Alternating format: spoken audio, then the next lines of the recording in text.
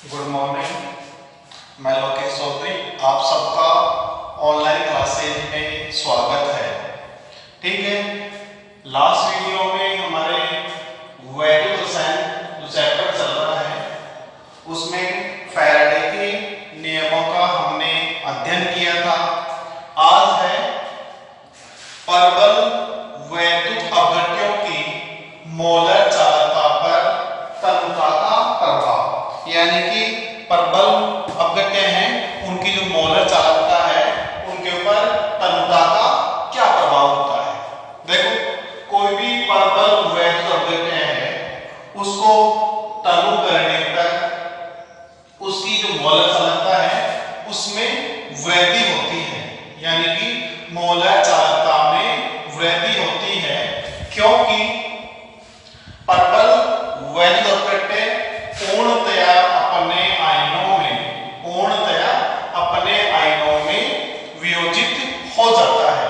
ठीक है, इसके पश्चात अपघट्य को और अधिक तनु करने पर, यानी कि और अधिक तनु करेंगे तो एक स्थिति ऐसी आएगी कि आपके पास में जो परबल अपघट्य है यानी इसकी जो तन्यता है वो स्थिर हो जाएगी, यानी कि जो अपघट्य है उसको और अधिक तनु करने पर उसकी जो मोलर चालकता है वो स्थिर हो जाती है, जिसे हम अनंत तनुता पर, जिसे हम कहते हैं अनंत तनुता पर मोलर चालकता। इसके बाद में उसकी मोलर चालकता में वृद्धि नहीं होती है, जिसे हम लैम्डा एन इनफाइनाइट के द्वारा प्रदर्शित करते हैं, यानी कि परबल वैद्युत अपघट्य को तनु करने पर उसकी मोलर चालकता में सामान्यतः वृद्धि होती है, क्योंकि आपके पास में जो अपघट्य है वह अनंत तनुता पर अपने पूर्णतया आयनों में वियोजित हो जाता है।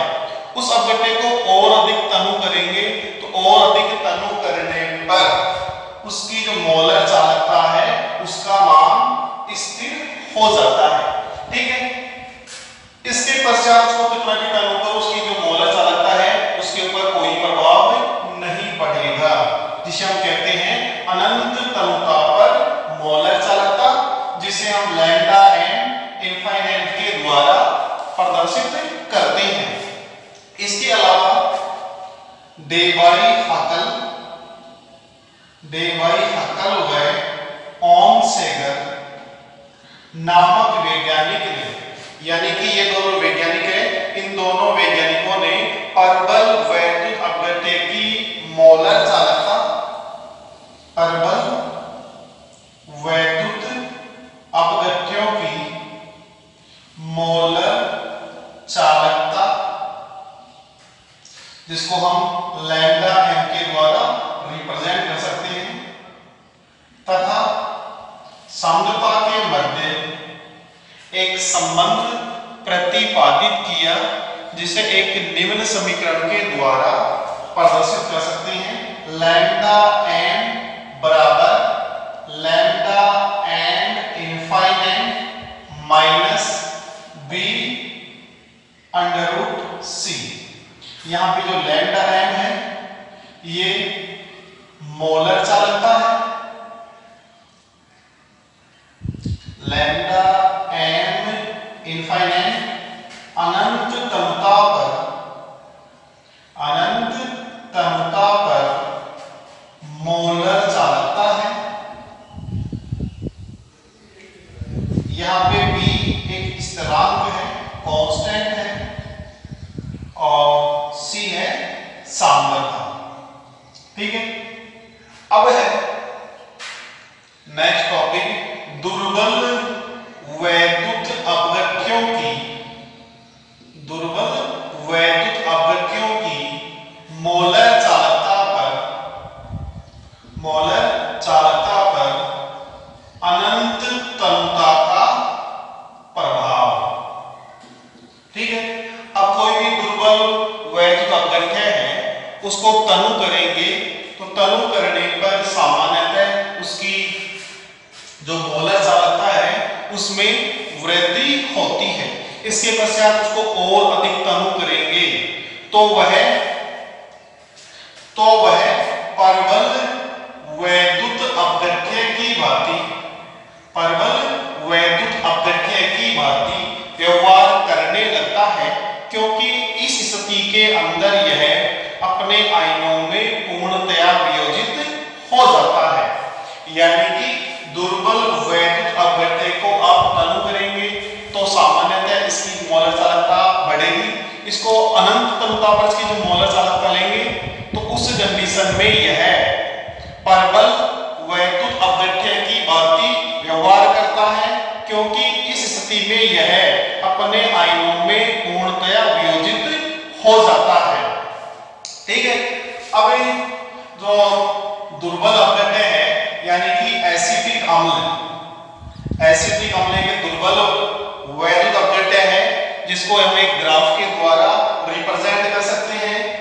y अक्ष के हमारे पास में क्या है, मोलर चालकता, और जो x अक्ष है इसके हमारे पास में क्या है, सांद्रता है। अब देखो हमारे पास में मोलर चालकता का मान जो ग्राफ है इसके द्वारा क्या व्यक्त होता है, देखो दुर्बल वैद्युत अपघट्य की जो मोलर चालकता है उसको हम ग्राफ के द्वारा रिप्रेजेंट करते हैं। इस ग्राफ से स्पष्ट है कि दुर्बल वैद्युत अपघट्य को तनु करने पर उसकी मोलर चालकता परबल वैद्युत अपघट्य की तुलना में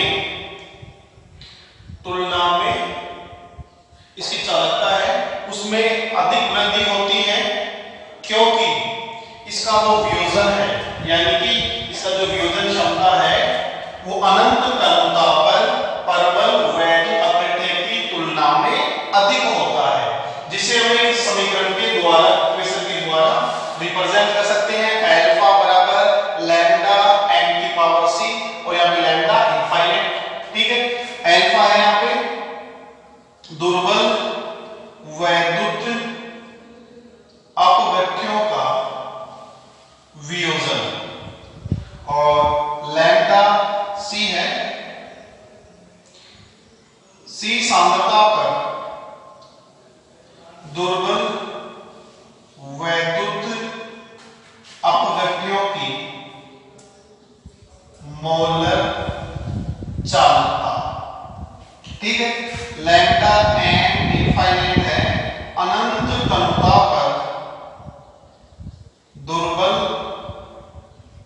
वैद्युत अपघट्यों की मोलर चालकता। ठीक है। अब नेक्स्ट टॉपिक है जो सबसे इंपॉर्टेंट है, कोलराउस का नियम। उसको देखते हैं कोलराउस का नियम क्या है, वो किस प्रकार प्रभावी है और उसका जो मुख्य उपयोग है या उसके जो अनुप्रयोग है वो क्या है। कोलराउस का नियम।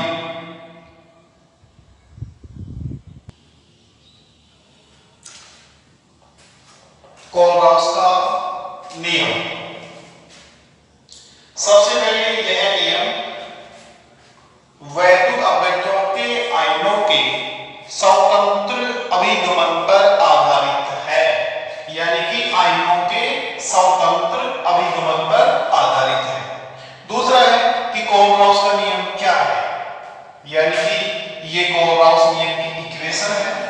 लैम्डा n इनफाइनाइट का मतलब है वैद्युत अपघट्यों की अनंत तनुता पर मोलर चालकता, लैम्डा n इनफाइनाइट पॉजिटिव धन आयनों की अनंत तनुता पर मोलर चालकता और ऋण आयनों की अनंत तनुता पर मोलर चालकता, और बीच में क्या है, योग है। ठीक है। तो इसका जो कोलराउस के नियम की डेफिनेशन है वो क्या होगी, इस नियम के अनुसार या कोलराउस के अनुसार वैद्युत अपघट्यों की अनंत तनुता पर मोलर चालकता उसके धन आयनों की अनंत तनुता पर मोलर चालकता व ऋण आयनों की अनंत तनुता पर मोलर चालकता के योग के समान होती है या बराबर होती है। यानी कि ये हमारे पास में है धन आयनों की अनंत तनुता पर मोलर चालकता, ये ऋण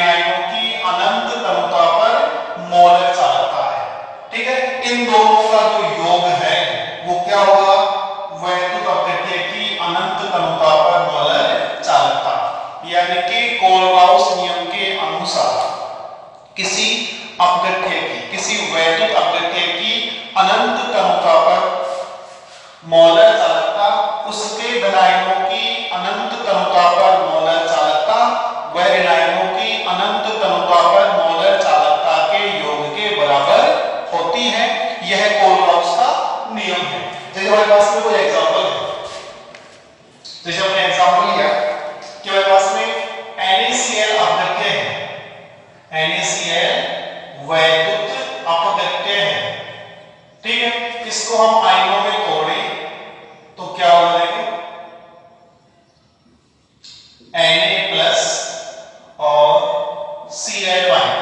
अब कोलब्रुक नियम का क्या होगा, lambda m infinite NaCl lambda m infinite Na+ lambda m infinite Cl-।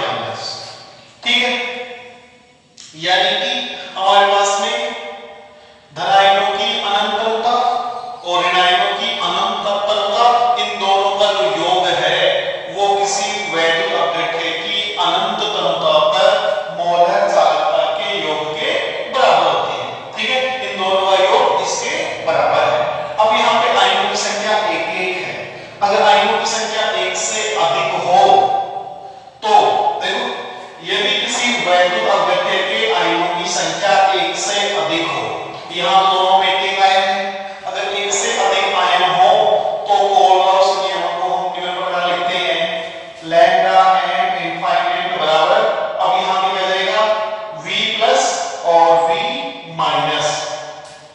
V+ का मतलब है वैद्युत अपघट्य में धन आयनों की संख्या और V- है वैद्युत अपघट्य में ऋण आयनों की संख्या। जैसे हमारे पास में एग्जांपल है AlCl2 वैद्युत अपघट्य, ठीक है। इसको हम आयनों में तोड़ते हैं तो Al+3 और 3Cl-। अब यहाँ पे देखो जो धनायन है वो तो 1 है, लेकिन ऋण आयनों की संख्या कितनी है, 3 है। तो इसको किस प्रकार लिखेंगे, लैम्डा m इनफाइनाइट AlCl3। फिर देखो हमारे पास में V+ सिंगल ही है तो lambda m infinite Al+3 plus, अब यहाँ पे ऋण आयनों की संख्या मेरे पास में 3 है तो 3 लैम्डा m इनफाइनाइट Cl-। अगर हमारे पास में किसी अपघट्य में जो आयन है उनकी संख्या 1 से अधिक हो तो V+ और V- लेते हैं। V+ का मतलब है वैद्युत अपघट्य में धन आयनों की संख्या और V- है वैद्युत अपघट्य में ऋण आयनों की संख्या, ठीक है। अब नेक्स्ट है जो कोलब्रुक का नियम है, कोलब्रुक के नियम के जो अनुप्रयोग हैं वो क्या क्या है, इस नियम को एक बार और देख लेते हैं। कोलब्रुक के नियम को सबसे पहले कोलब्रुक का नियम है, यह नियम वैद्युत अपघट्यों के आयनों के स्वतंत्र अभिगमन पर आधारित है, यानी कि यह कोई अपघट्य है उसके आयनों पर यह डिपेंड है, ठीक है। इस नियम की जो परिभाषा है, डेफिनेशन वो क्या होगी, वैद्युत अपघट्य की अनंत क्रमता पर मोलर चालकता, उसके धन आयनों की अनंत क्रमता पर मोलर चालकता व ऋण आयनों की अनंत क्रमता पर मोलर चालकता के योग के समान होती है। यानी कि इन दोनों का जो योग है, धन आयन और ऋण आयनों की अनंत क्रमता पर जो मोलर चालकता है उसके योग के बराबर क्या होता है, वैद्युत अपघट्य की अनंत क्रमता पर मोलर चालकता, ठीक है। फिर हमने एग्जांपल लिया NaCl का, Na+Cl-। यहाँ पे आयनों की संख्या दोनों में 1 है, ठीक है। यहाँ पे एक अपघट्य को लैम्डा m यानी NaCl वैद्युत अपघट्य की अनंत क्रमता पर मोलर चालकता, यह Na+ आयनों की अनंत क्रमता पर मोलर चालकता और यहाँ पे Cl- आयनों की अनंत क्रमता पर मोलर चालकता है। इन दोनों का जो योग है वो इसके समान है। अगर हमारे पास में आयनों की संख्या 1 से अधिक हो तो जो कोलब्रुक के नियम की इक्वेशन है उसमें हम V+ और V- लगा लेते हैं। V+ का मतलब है वैद्युत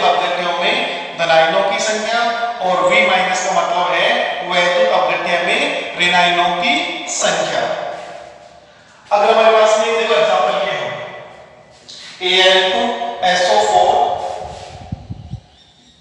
Al2SO4 यानी कि एल्यूमिनियम सल्फेट हो, यानी कि एल्यूमिनियम, ये सल्फेट, ये +3 और ये आवेश -2 है, Al2SO4 का होल ट्राइस। ठीक है, इसको यदि हम आयनों में तोड़े तो क्या होगा? Al2SO4 3 का होल ट्राइस, तो Al+3 और 3SO4 -2।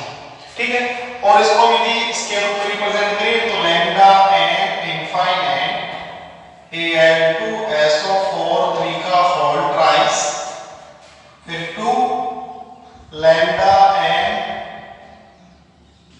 Al+3 3 lambda N infinite SO4 -2। ठीक है, यानी कि ये धन आयनों और ऋण आयनों की संख्या हो जाएगी। नेक्स्ट है कोल-राउस नियम के अनुप्रयोग, जिसका महत्वपूर्ण अनुप्रयोग है कोई भी दुर्बल वैद्युत अपघट्य की अनंत तनुता पर मोलर चालकता हम ज्ञात कर सकते हैं, जिसको हम एक एग्जांपल की सहायता से देखते हैं।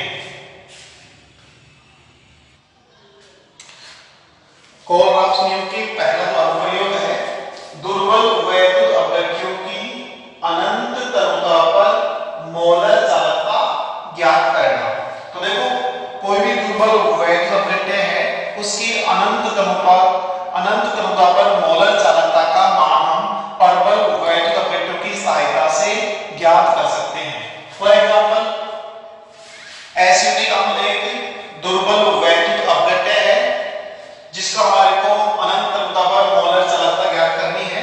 यानी एसिटिक अम्ल दुर्बल वैद्युत अपघट्य की अनंत तनुता पर मोलर चालकता का मान NaCl, HCl और सोडियम एसीटेट जैसे प्रबल वैद्युत अपघट्यों की सहायता से ज्ञात कर सकते हैं। कैसे ज्ञात करेंगे? देखो, सबसे पहले हमारे पास में है CH3COOH, और ये किस प्रकार आयन में टूटेगा? CH3COO H+, और कोल-राउस नियम के अनुसार लैम्डा एन इनफाइनाइट CH3COOH और lambda an infinite CH3COO plus lambda an infinite H+। ठीक है, ये हमारे पास में दुर्बल वैद्युत अपघट्य है, जिसकी अनंत तनुता पर मोलर चालकता ज्ञात करनी है। इसकी मोलर चालकता ज्ञात करने के लिए हमें 3 प्रबल वैद्युत अपघट्य लेने होंगे: सोडियम एसीटेट, सोडियम क्लोराइड और हाइड्रोजन क्लोराइड। सबसे पहले हमने लिया CH3COO और यह टूटेगा CH3COO Na+, यानी कि lambda an infinite CH3COO lambda an infinite CH3COO lambda an infinite Na+। इसको हम समीकरण नंबर 1 दे देंगे। दूसरा है NaCl, यह हम HCl लेते हैं, HCl, और यह आयनों में टूटेगा H+ और Cl-, तो lambda an infinite HCl lambda an infinite H+ lambda an infinite Cl-, समीकरण नंबर 2। ठीक है, फिर है NaCl, और यह आयनों में टूटेगा Na+ और Cl-, तो lambda an infinite NaCl lambda an infinite Na+ lambda an infinite Cl-, इसको हम दे देंगे समीकरण नंबर 3। हमारे को दुर्बल वैद्युत अपघट्य एसिडिक अम्ल की अनंत तरुणता पर मोलर चालकता ज्ञात करनी है। अब हमारे पास में 3 इक्वेशन आ गई है, ठीक है। अब ये 3 इक्वेशन में हमारे ज्ञात क्या करना है, lambda N infinite CH3 COOH का मान ज्ञात करना है। तो ज्ञात करने के लिए हम क्या करेंगे, समीकरण नंबर 1 व 2 को जोड़कर इन दोनों के योग में से समीकरण नंबर 3 को घटा लेंगे। तो देखो क्या होगा कि अनंत तरुणता पर मोलर चालकता ज्ञात करने के लिए समीकरण 1 व 2 को जोड़कर इसमें से समीकरण 3 को घटाने पर तो lambda N infinite CH3 COOH समीकरण number 1 lambda n CH3 COO minus lambda n Na plus, ये समीकरण नंबर 1 हो गया। दूसरा है lambda n H plus lambda n Cl minus समीकरण नंबर 3, ठीक है। और उसमें हमारे पास में क्या है, लैम्डा एन Na प्लस और लैम्डा एन Cl माइनस। अब देखो Na प्लस से Na प्लस कैंसिल कर दो और Cl माइनस से Cl माइनस कैंसिल कर देंगे, तो क्या बचेगा, lambda N infinite CH3 COOH lambda n CH3 COO minus और लैम्डा एन H प्लस, ठीक है। यानी कि एसिडिक अम्ल एक दुर्बल वैद्युत अपघट्य है जिसकी अनंत तरुणता पर मोलर चालकता हम प्रबल वैद्युत अपघट्य की सहायता से ज्ञात किया है, ठीक है। यानी कि एसिडिक अम्ल की अनंत तरुणता पर मोलर चालकता ज्ञात करने के लिए सोडियम क्लोराइड, हाइड्रोजन क्लोराइड और सोडियम एसिटेट ये तीनों ले लेंगे, ठीक है। अब इन तीनों में देखो इसको डायरेक्ट भी देख सकते हैं। हमारे क्या चाहिए, CH3 COOH एसिडिक अम्ल की अनंत तरुणता पर मोलर चालकता ज्ञात करने के लिए। देखो इसके पास में क्या है, सोडियम एसिटेट है, यहां से Na क्या होना चाहिए, हटना चाहिए। यहाँ पे HCl है, यहां से क्या हटना चाहिए, Cl हटना चाहिए। अब देखो ये जो NaCl है, ये तीन हमारे को अपडेट दे देते हैं, इसमें कौन से दो जुड़ेंगे और कौन सा ही घटेगा।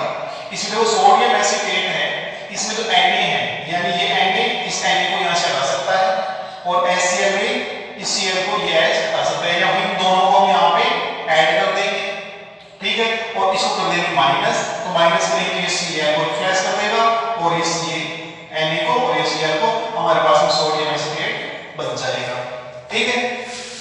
अब हमारे पास में न्यूमेरिकल है, सोडियम एसिटेट HCl NaCl की 298 केल्विन ताप पर अनंत तरुणता पर मोलर चालकता का मान क्रमशः 91.0 425.4 126.4 सीमेन सेंटीमीटर स्क्वायर मोल इनवर्स हो। तो एसिटिक अम्ल की अनंत तरुणता पर मोलर चालकता का मान ज्ञात करना है।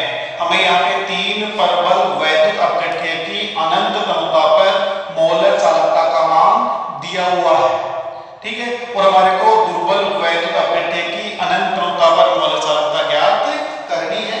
सेम हम इसी एग्जांपल से हम इसको ज्ञात कर सकते हैं। कैसे ज्ञात करेंगे, देखो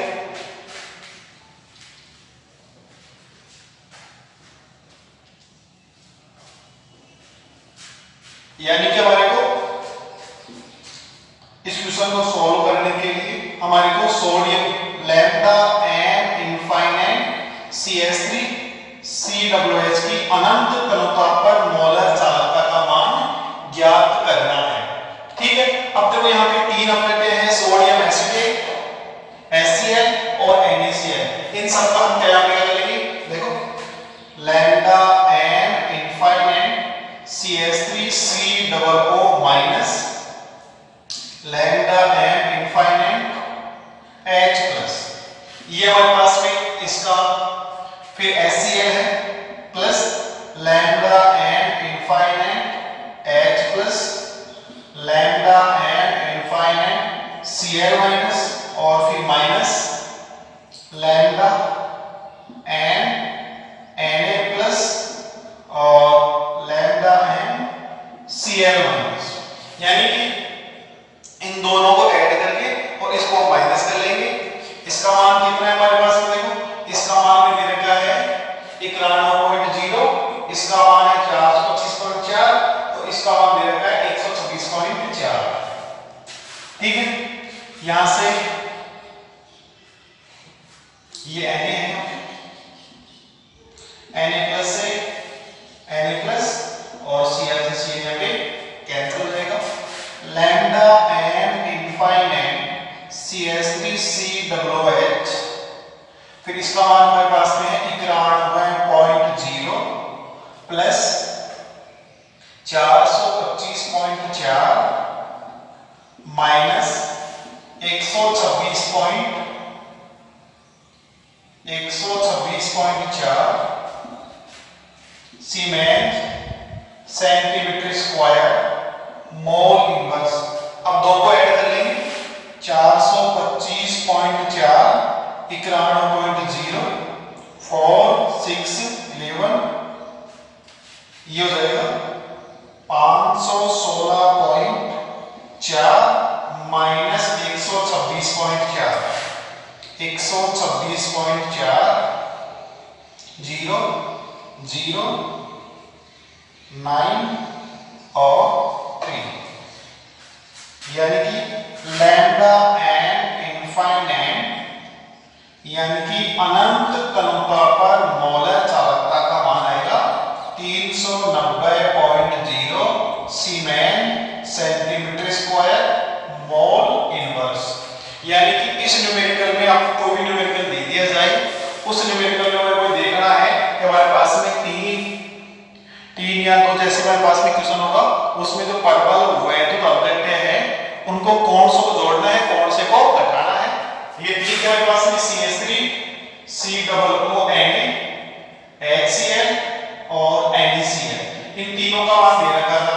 इसका मान था 91.0 425.4 और 126.4। अब देखो एसिड क्लोर लेना है, ये हमारे पास में एसिड हो गया और ये H हो गया, इन दोनों को योग करना है, यानी कि ये दोनों यहाँ पे ऐड हो जाएंगे और Cl ये स्थिति हो जाएगा माइनस, यानी कि इन दोनों मानों को जोड़ के इसमें मान अपने को घटाना है।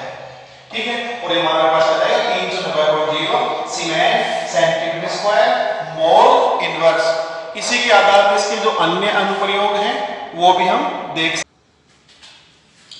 दूसरा अनुप्रयोग है दुर्बल वैद्युत अपघट्यों के वियोजन की मात्रा ज्ञात करना। यानी कि पहले हम ज्ञात कर सकते हैं दुर्बल वैद्युत अपघट्यों की अनंत तनुता पर मोलर चालकता को, और दूसरा अनुप्रयोग है दुर्बल वैद्युत अपघट्यों के वियोजन की मात्रा ज्ञात करना, जिसके लिए हमारे पास में फॉर्मूला है अल्फा बराबर लैम्डा एन सी और लैम्डा एन इनफाइनाइट। अल्फा का मतलब है वियोजन की मात्रा, यानी कि जो हमारे पास में अपघट्य है उसकी वियोजन की मात्रा कितनी है, लैम्डा एन सी है, सी सांद्रता पर मोलर चालकता, और इस जो इनफाइनाइट है यानी अनंत तनुता पर मोलर चालकता। इसके जो हमारे पास में ये वाला इक्वेशन है, इस इक्वेशन से हम न्यूमेरिकल भी सॉल्व कर सकते हैं, जिसको हम नेक्स्ट